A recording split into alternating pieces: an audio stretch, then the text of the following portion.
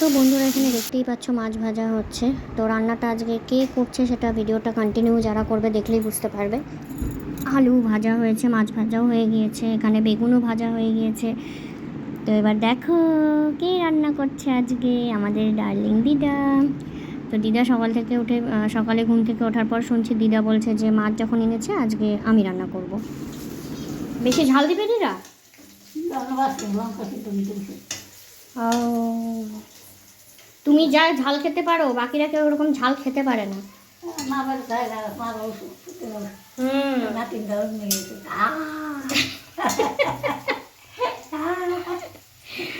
এই বাড়িতে ঝাল খাওয়ার মানুষ শুধু তুমি আর আমি, তাই তো?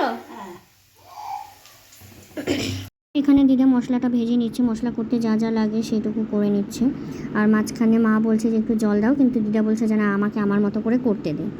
আর তারপরে বললো যে করবি যখন তাহলে একটু লবণটা এখানে দে, আমি তাহলে নাড়ি, কারণ আমার মনে হচ্ছে লবণটা একটু কম। তো মা মেয়ে যখন রান্না করে থাকে এরকম লেগেই থাকে খুটখুট করে একটু করে। মা বলবে একটা, দিদা বলবে যে না, আমাকে আমার মতো রান্না করতে দে, তাহলে আমার রান্নায় স্বাদ হবে, নইলে স্বাদ হবে না। তো যাই হোক, সবারই রান্নার নিজের নিজের প্রসেস থাকে। এখানে এবার মশলার রঙটা দেখে বোঝাই যাচ্ছে তেল ছাড়তে শুরু করেছে, মানে কষে গিয়েছে। এরপর দিদা বলল যে গ্যাসের আঁচটা একটু কমিয়ে দিই, তাহলে ভাজাও হবে আর নিচে লেগেও যাবে না। আর তারপর এক এক করে বাকি জিনিসগুলো দিয়ে দিতে হবে। দিদা যা ঝাল খায়, এমনিতে তো ঝাল, কাঁচা লঙ্কা বাটা দিয়েছে, তারপরে গোটা কাঁচা লঙ্কা, বাপরে বাপ। অবশ্য ঝাল খানেওয়ালা শুধু দিদা আর আমি আছি, আর তো কেউ খায় না। এবার একে একে করে আলু, বেগুন এগুলো সব দিয়ে দিচ্ছে। একটু করে গরম আছে জন্যে একটু করে জলে আবার হাতও ডুবিয়ে নিচ্ছে, যাতে হাতে গরম না লাগে। উফ, দেখতে যা হয়েছে না, কালারটা অপূর্ব লাগছে। তবে এখানে শুকনো লঙ্কার গুঁড়ো ইউজ করা হয়নি, শুকনো লঙ্কা বেটে দেওয়া হয়েছে শুধু একটু রঙের জন্য। আর তাছাড়া কাঁচা লঙ্কাই যথেষ্ট ঝাল লাগার জন্যে। দেখলেনই তো কত বড় বড় কাঁচা লঙ্কাগুলো দিয়ে দিয়েছে গোটা গোটা। এবার বেগুন দিচ্ছে, ঝোলের রঙটা অসাধারণ হয়েছে।